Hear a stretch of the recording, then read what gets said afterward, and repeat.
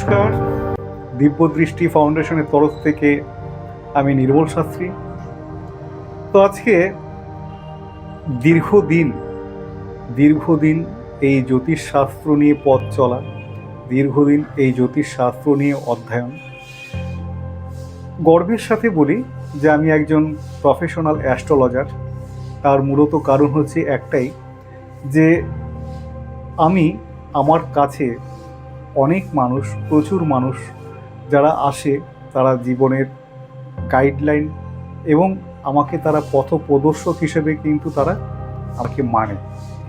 তো যার জন্য এই প্রফেশনের থেকে একটা আত্মতৃপ্তি, একটা মানসিক তৃপ্তি আমি কিন্তু বোধ করি। তাছাড়া আমার নিজস্ব যে এই অ্যাস্ট্রোলজি স্কুল আছে, যারা আমার কাছে অ্যাস্ট্রোলজি শেখে, তাদের কিন্তু আমি বলি যে এটা ভেতর থেকে ভালো না বেসে এই প্রফেশনে কিন্তু আসা যায় না। তো আজকে একটা বিষয়, সাধারণত কখনো কোনো কারোর বিষয় নিয়ে কোনো আলোচনা করি না, আমি আজকেও তাও করব না। তো আমি একটা বিষয় নিয়ে আপনাদের যে একটা জ্যোতিষ সম্বন্ধে একটা রূপ আপনারা ধারণ করেন, মনে পোষণ করেন, সেই বিষয়টা নিয়ে বলবো। সেটা হচ্ছে, জ্যোতিষ মানেই বেশ গলায় একটা মোটা রুদ্রাক্ষের মালা, গেরুয়া পোশাক হলে ভালো হয়, ছেলে হলে গাল ভর্তি দাড়ি হলে আরও বেশি মানায়, তার সাথে বড় একটা কপালে লাল তিলক রক্তবর্ণের। মানে জ্যোতিষ মানেই হচ্ছে একটা টাইপ অফ সাধু বাবা টাইপের। তো আমি কিন্তু বারবার বলি যে জ্যোতিষ কিন্তু কোনো ম্যাজিক নয়, জ্যোতিষশাস্ত্র কোনো মিরাক্কেল নয়, জ্যোতিষশাস্ত্র কিন্তু কোনো চমৎকার কিন্তু নয়। জ্যোতিষশাস্ত্র হচ্ছে সঠিক অর্থে আমাদের জীবনের পথপ্রদর্শক, আমাদের জীবনের সঠিক পথ নির্দেশক। আমাদের জীবনে চলার পথে কোনটা ঠিক কোনটা ভুল, আমাদের কোন দিকটা অবলম্বন করা উচিত, সেটাই কিন্তু একজন প্রকৃত জ্যোতিষীর দায়িত্ব এবং কর্তব্য। কিন্তু আপনাদের, বিশেষ করে আমাদের কথাই বলবো, আমাদের যখন দেয়ালে পিঠ ঠেকে যায়, আমরা যখন একদম সর্বহারা হয়ে পড়ি, তখন আমরা জ্যোতিষীর কাছে এমনভাবে ছুটি যে সেই জ্যোতিষ কিন্তু পারবে আমাকে সমস্ত সমস্যার থেকে মুক্তি দিতে। তো সেই জ্যোতিষ কিন্তু বিশেষ কোনো তার নিজস্ব ক্রিয়া বলে সে কিন্তু একটা চমৎকার করে দেবে, আমার জীবনের সমস্ত সমস্যার কিন্তু আসান সে করে দেবে। তো এটা কিন্তু জ্যোতিষশাস্ত্র নয়, জ্যোতিষশাস্ত্র কিন্তু সঠিক অর্থে জীবনের পথপ্রদর্শক, জীবনকে সঠিকভাবে পরিচালনা করা, সঠিক পথগুলোকে দেখিয়ে দেওয়া।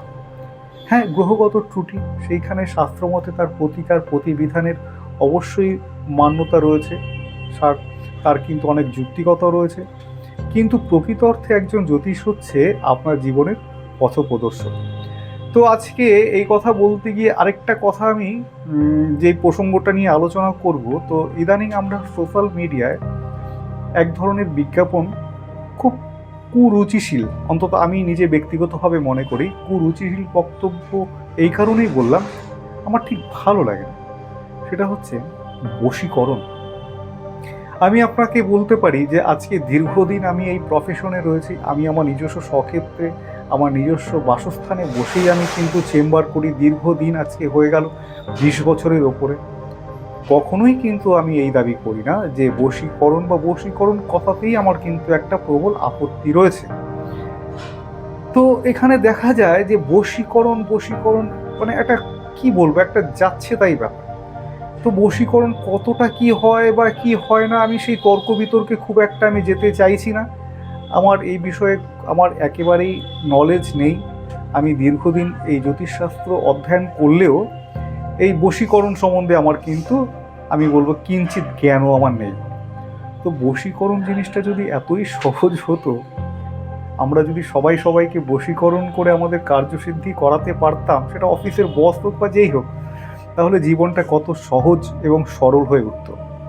তো যাই হোক, হয়তো হয়, সেই প্রসঙ্গে আমি যাব না। কিন্তু এই বশীকরণ জিনিসটা, সেটা একটি সাধারণত আমরা দেখি যে কোনো মেল ফিমেল বা ভালোবাসে দুজন দুজনের প্রেমিক প্রেমিকার ক্ষেত্রে বা এই ধরনের বিষয়ে হয়তো বেশি ডিমান্ড বা এই ধরনের প্রশ্ন নিয়ে হয়তো বা যায় বা সমস্যা নিয়ে যায়। অ্যাকচুয়ালি স্বামী স্ত্রীর মধ্যে তাদের কোনো না কোনোভাবে মত পার্থক্য হলে, তাদের সমস্যা হলে, তাদের সম্পর্কের অবনতি হলে কিছু দ্রব্যগুণ আছে যেগুলো কিনা আমাদের অ্যাপ্লাই করার শাস্ত্রসম্মত দিক রয়েছে, যেগুলো কিনা একে অপরের প্রতি আকর্ষণ বৃদ্ধি করে। এটা কিন্তু একটা আলাদা বিষয়। বা সন্তান মায়ের সাথে খুব ভালো ব্যবহার করছে না, সন্তানকে কেবলই খালি মনে হচ্ছে যে মা বাবা ভুল বলছে, তারা কিছু জানে না, তারা আমার উপরে রীতিমতো একটা প্রেশার ক্রিয়েট করছে, সেখান থেকে সন্তান ভীষণ ডেসপারেট হয়ে ওঠে। সেই সন্তানকে কিভাবে নিয়ন্ত্রণ করা যায় সেটাও কিন্তু শাস্ত্রমতে নানা রকম পথ রয়েছে। কিন্তু এটা বশীকরণ না। বশীকরণ যেই অর্থে এই বিজ্ঞাপন দেওয়া হয়, তো আমি কিন্তু এতে ঘোর আপত্তি আমি ব্যক্তিগতভাবে তুলছি। কারণ জ্যোতিষশাস্ত্র, এই যে জ্যোতিষশাস্ত্র, এটা কিন্তু একটা খুব সুন্দর একটা সাবজেক্ট, যেটা আমাদের জীবনশৈলী, জীবনে চলার পথে, আমাদের জীবনের প্রত্যেকটা ক্ষেত্রে, প্রত্যেকটা দিককে আমাদের কিন্তু সঠিক পথ অনুসরণ করাতে সাহায্য করে। এবং পথপ্রদর্শক হিসাবে একজন জ্যোতিষ কিন্তু সর্বদা আমাদের পাশে থাকতে পারে। কিন্তু জ্যোতিষ মানে আপনাদের মনের মধ্যে যে রূপ আপনারা ধারণ করেন সেটা কিন্তু একেবারেই নয়। আবার জ্যোতিষতান্ত্রিক, জ্যোতিষের সাথে তান্ত্রিক কথাটা কিন্তু খুব আসে। কারণ জ্যোতিষ সে তো প্রেডিকশন করলো, তান্ত্রিক মানে তন্ত্র বলে সমস্ত কিছু ঠিক করলো। আপনারা কিন্তু পুরো ব্যাপারটাকে গুলিয়ে ফেলে যে জ্যোতিষের কাছে সমস্যা নিয়ে গেলেই জ্যোতিষ কিছু একটা চমৎকার একটা মিরাক্কেল করে দেবে। তো এই ধরনের মিথ্যা ভ্রম থেকে কিন্তু আপনাদের বেরোতে হবে।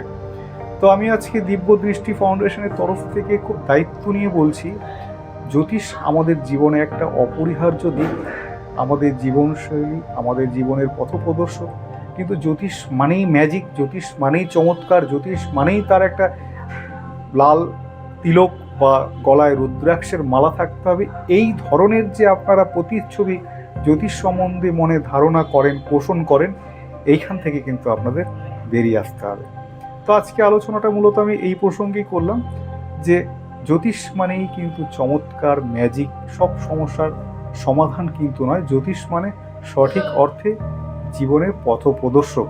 সে জীবনের প্রত্যেকটা ক্ষেত্রে আপনাকে সঠিক পথ অবলম্বন করাবে এবং সঠিকভাবে পরিচালনা করাবে, সঠিক দিকে গাইড করবে। আজকের মতো এই পর্যন্তই। সবাই ভালো থাকুন। নমস্কার।